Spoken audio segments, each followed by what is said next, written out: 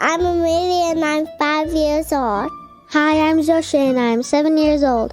Hey, this is Mommy. What's up, everyone? I'm Daddy. And you're listening to It's movie night. And this week we watched A Christmas Story.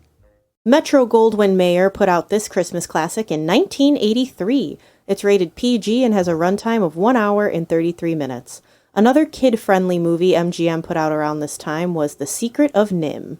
Girls, what would you say this movie's about? Start us off, Zosh. It's about a boy who wants a BB gun for Christmas. That's exactly what it's about. Amelia, can you add anything to that? the dad who doesn't like the neighbor's dogs. The Bumpuses. He does not like their dogs. Yeah, so this movie is about a boy named Ralphie who tries to convince his dad, mom, brother, teacher, and even Santa Claus that a BB gun is the most perfect Christmas gift and that he should get one. Some familiar faces in this movie. Ralphie Parker is played by Peter Billingsley. He is Ming Ming the elf who tells Buddy he's behind on his Etch-a-Sketches in Elf. He is the ticket agent in Four Christmases, and he directed one of Daddy and I's favorite guilty pleasures, Couples Retreat. The old man, or dad if you will, is played by Darren McGavin. He is Brian Madison, who is Billy's dad in Billy Madison. And lastly, because there's just not too many familiar faces in this movie, is Scott Farkas. He is played by Zach Ward. He plays DC in Wild America and Dusty Richards in Ed. And then the director of this movie is Bob Clark. He directed Baby Geniuses and another Christmas movie that is definitely not for kids, but it's my favorite Christmas horror film, and it's 1974 version of Black Christmas. All right, so let's get into this movie. Mommy, do you remember what age you were when you first saw this movie, and did you like it?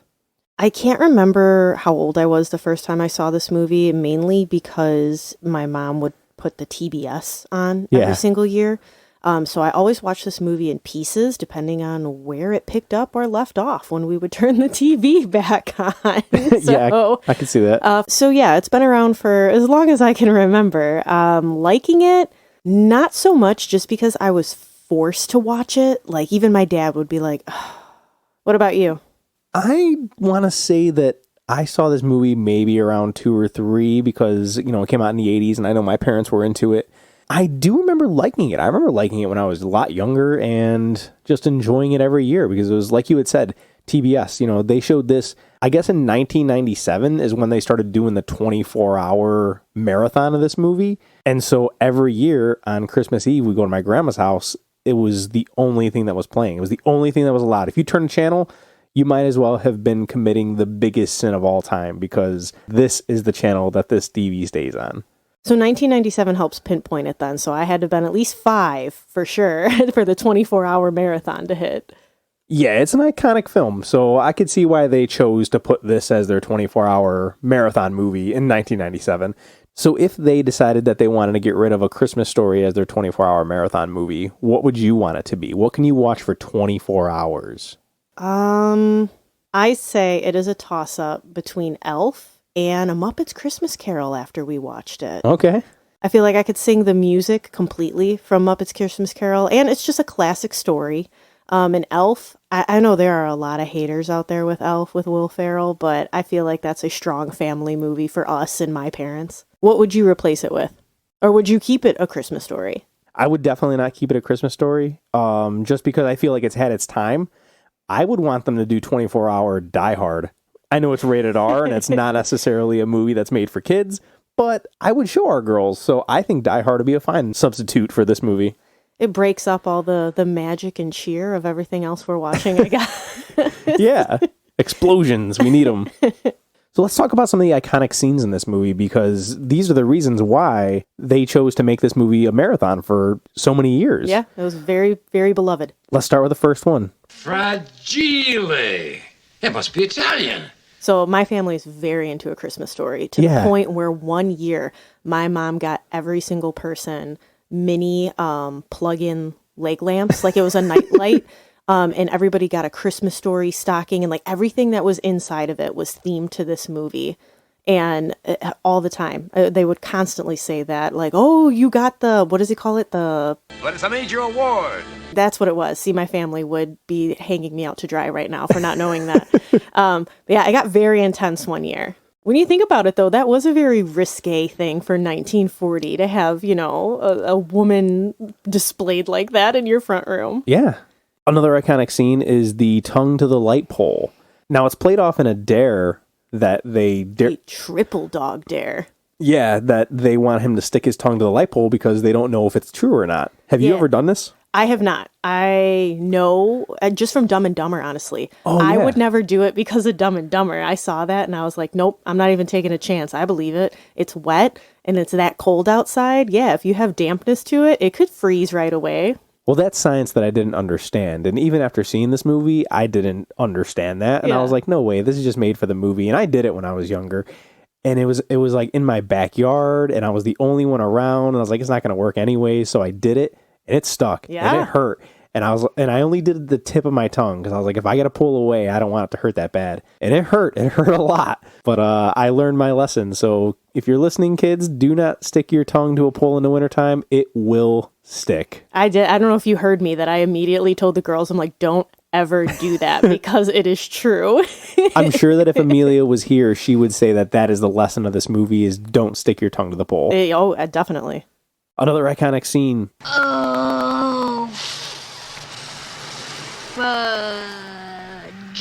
Except I didn't say fudge.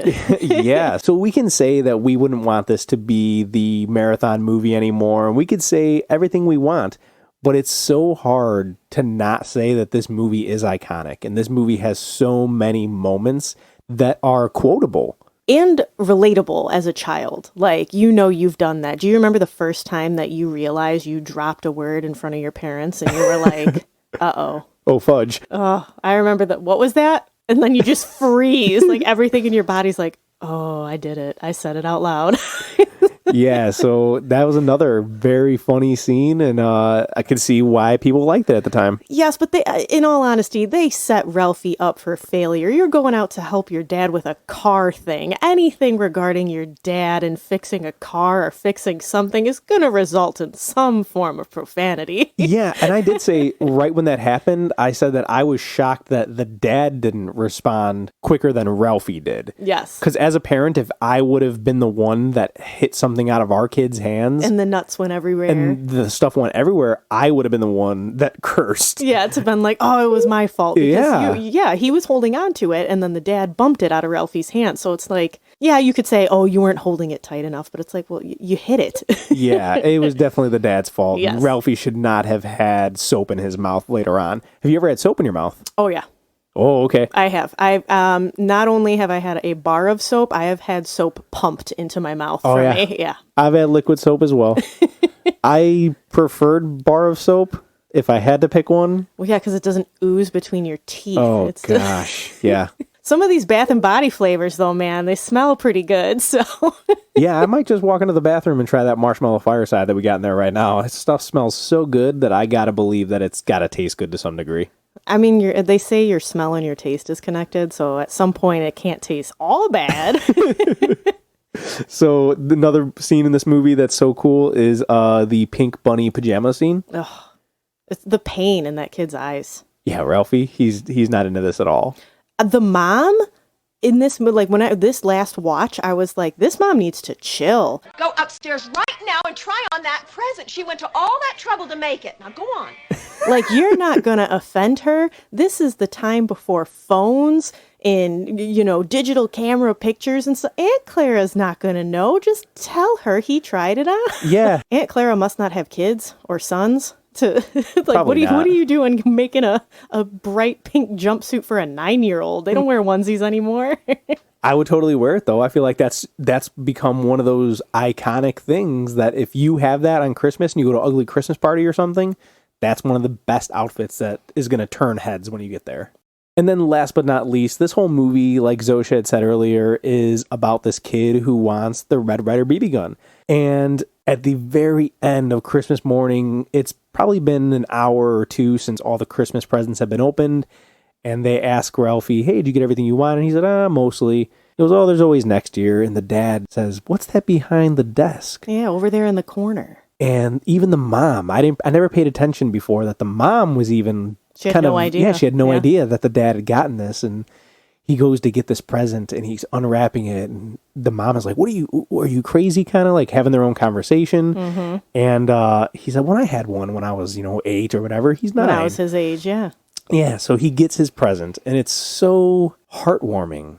It is. It's wholesome because he is like, he does this whole movie. He's trying so hard. Like his imagination and his mind is taken over to the point where even his teacher's like, where are you at, Ralphie? Like you're standing in front of me, lights are on, but no one's home because all he could think about is this BB gun.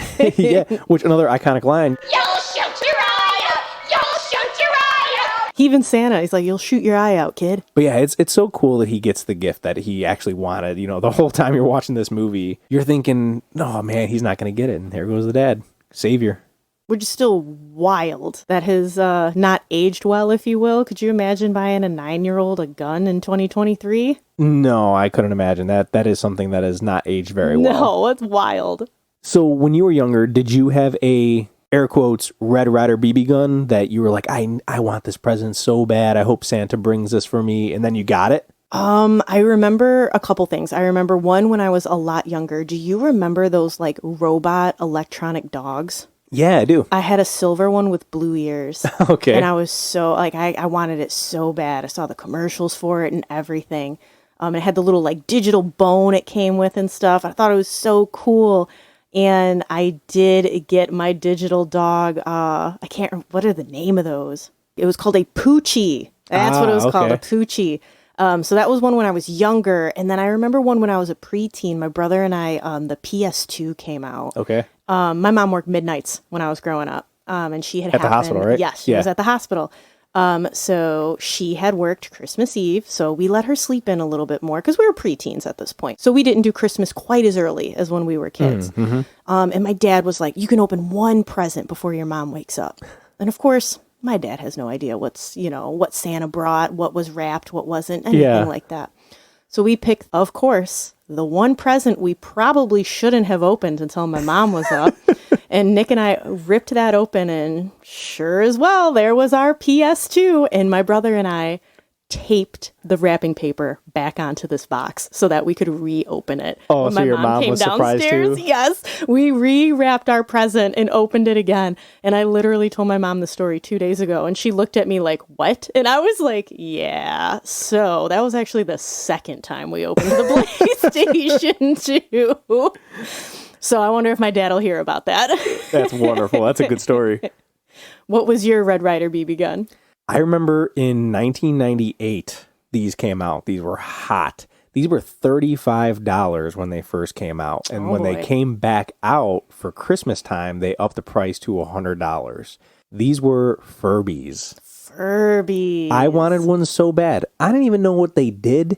I just knew that it was the hot craze and everybody wanted them. And I was, needed one. 98, I was 8 years old and I wanted one. And it was the very last present that I got. So Santa hid it in the tree so well, so that way when I went through all my stuff, that was the last one for me. It was a light gray with a white stomach, and it had dark gray tiger stripes on it, and it was so cool. And I remember just being so happy that I got it, and I was so thankful that Santa brought it for me. So something that I really liked about this movie, the music, it was a mix of like caroling music mixed with bells and horns, and he was even like full orchestras at times, and I was like, okay, this is kind of cool. Ooh, the one thing I do want to mention with music that I really liked, speaking of it being in the 40s, is when the family was driving home from getting their tree and they were all singing together in the car. And it's like, there's no radios in the cars. There's no seat belts in the cars, nothing. So that they're all bundled up and you could tell they look really cold. And it's like, there probably was no heat. There's no heat. Yeah. There was no air and heat. There were no seat belts in the cars. There were no radios. So I thought that was like a really cute moment that they were all singing together, because otherwise it's like, well, yeah, how are we going to pass the time till we get home? It's really boring to sit in the silent and the cold looking out the window. So I really liked that part. Yeah, that was a nice touch. And then another human element to this movie that I really liked was that they show that even though things don't go according to plan, especially for their Christmas dinner, things will work out. They went and did their own thing afterwards by going to the Chinese restaurant when the Bumpus's dogs ate their turkey dinner. Like, it was a nice element, as well as everything else. Like when the fight happens in the movie and Ralphie and his brother Randy think that Christmas is canceled now because Yeah. they're bad, or because Ralphie was a bad kid. And the mom just comforts and, Covers for Ralphie. covers for Ralphie. And Yeah. it's super nice. Like, things work out. And that whole scene, I love. It's so wholesome because they're singing Christmas carols inside the restaurant, and the dad and the mom are laughing, and because everything's just goofy and they're having a good time. And even though this is not the dinner that they planned, everybody seemed happy. That's what I appreciated about it. Like their Christmas dinner got ruined, but it didn't seem to dampen their spirits at all. Even though the dad really loved turkey. Yeah. That actually is a good segue into one of the negatives that I have about this movie. Yes, it is. And it is that scene. Yeah, that scene. So it's another iconic thing. People heavily quote the fra ra ra ra ra. My family does. Yes, and I'm gonna admit I laughed, but it's hard. It didn't because- age well. Yeah, it doesn't age well, but I laughed out of nostalgia. Like, I remember laughing at this so many times before. Now understanding that I'm older, that this is just a stereotype and it's something that is making fun of another ethnicity. It's not right. And like you said, it just does not age well. So another reason why this should probably not be something that they air for 24 hours. Maybe show it once. Yeah, maybe show it once, but it's one of those things. It's like the equivalent to making fun of somebody who has a speech issue. Like, we don't do that. Yeah. 2023, man. We're all living that positive life now. Yes, except- or we're trying to. Yes, accept everyone for however they are. Yep. Something else that I didn't like was the bullying. Obviously, the bullying happens throughout the entire movie. But it's like physical. Like, don't Yeah. get me wrong, words can hurt just as much as fists or, whatever physical bully violence is going on, but it does not age well because I feel like that doesn't really exist anymore either.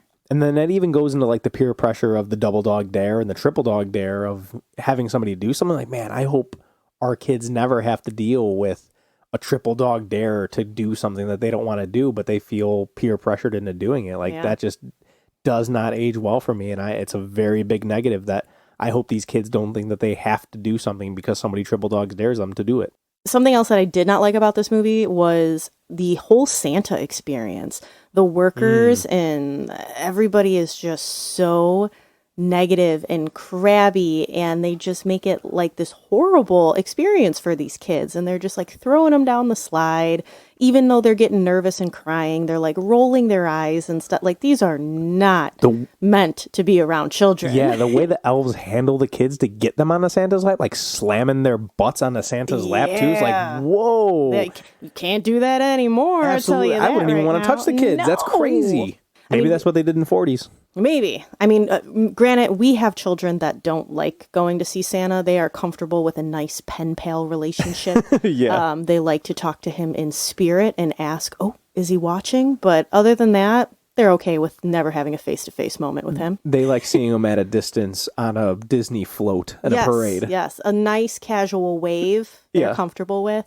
So with the negatives, is there parental guidance that comes along with that? Oh, definitely. So parental guidance, language, there is some profanity throughout the entire film. It's a major theme that Ralphie learns all these bad words from his father. We talked about the whole ordeal about getting soap in his mouth. However, most of the cursing is heard as nonsense muttering, so you'll only hear a word here and there. Violence. Again, we mentioned the bullying. There is major bullying in this movie. Scut Farkas terrorizes Ralphie's group every day when they're walking to and from school. This kid just does not let up with his little minion. He twists their arms until they scream uncle. He gives one kid a black eye. There's even one fight that produces blood. Ralphie also has a daydream that did not sit right with me. It's him thinking about the BB gun he wants, and he's a hero defending his family. It's almost like a Wild West theme, if you will. It doesn't sound bad, but when you physically see a 9-year-old boy acting out and talking about permanently taking out bad guys, no thanks. Kids and guns are a solid no and a big violence flag. And for our animal people, be warned that a dog's ear gets stuck in a door, and there's a scene with a cooked duck where its head gets chopped off. So might make you a little queasy. Girls, was there anything scary in this movie? No. What about you, Amelia? Yes. All right, what scared you? When one of the boys were trying to see Santa and the two elves' faces were scary.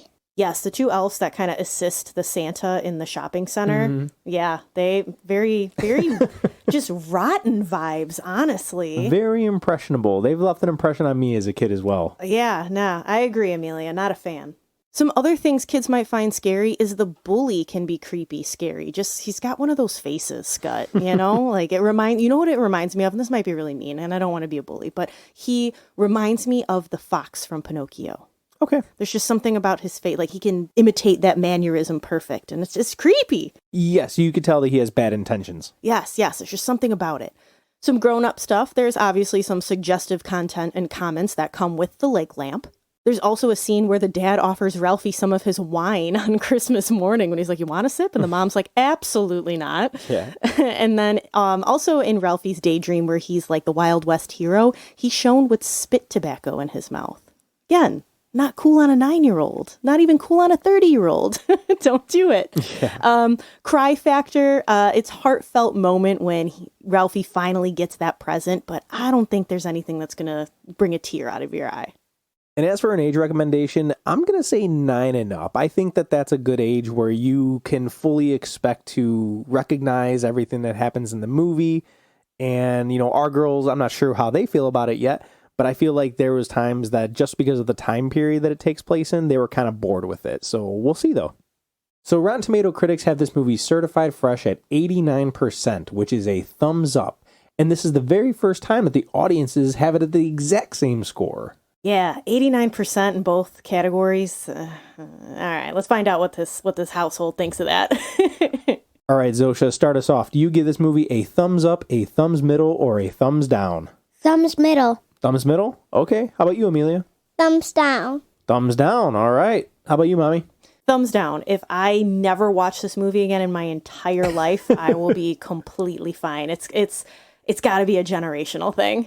I think that it is a generational thing as well. What about you, Daddy? What are you giving A Christmas Story? Oh, man, it's hard. I don't dislike this movie, but I'm not in love with this movie like most of the world. But I'm going to go thumbs down. Okay. Thumbs down. And if any of you would like to add A Christmas Story to your movie night list, it is currently streaming on Max. You can check it out on TBS on Christmas Eve throughout Christmas Day, or it's available across platforms. And after watching, let us know if you give it thumbs up, thumbs middle, or thumbs down.